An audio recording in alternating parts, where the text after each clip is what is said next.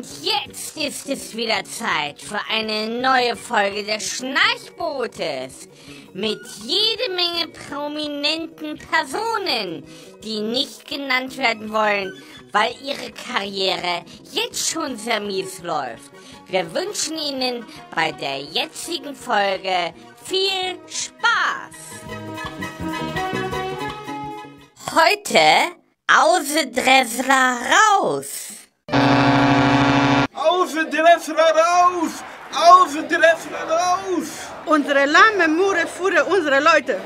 Wir demonstrieren, bis unsere Forderungen erfüllt sind. Freie Meinungen für Schari Hebder! Sprecht Deutsch zu Hause. Erschießt Terroristen. Wir wollen deutsche Serien im deutschen Fernsehen mit deutschen Schauspielern.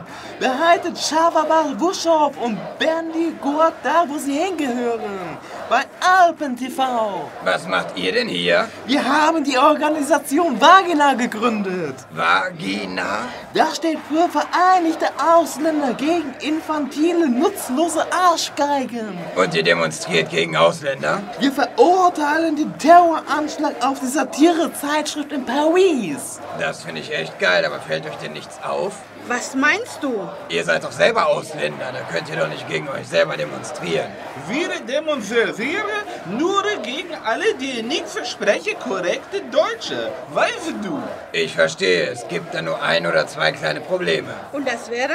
Erstens seid ihr selber Ausländer und zweitens sprecht ihr selber falsches Deutsch. Was soll das denn heißen? Ihr sprecht Deutsch, als hättet ihr eine Feile in der Ritze. Außerdem bist du Engländer, du Griechin. Und bei dir ist man sich nicht sicher, ob du überhaupt eine intelligente Lebensform bist. Erstens demonstrieren wir nur gegen bestimmte Ausländer. Außerdem machen wir damit was Gutes. Das müsst ihr mir mal erklären. Wir demonstrieren nur gegen Ausländer, die keiner haben will. Und gegen Idioten, die man nichts verstehen kann, wenn die den Mund aufmachen. Gegen wen demonstriert ihr?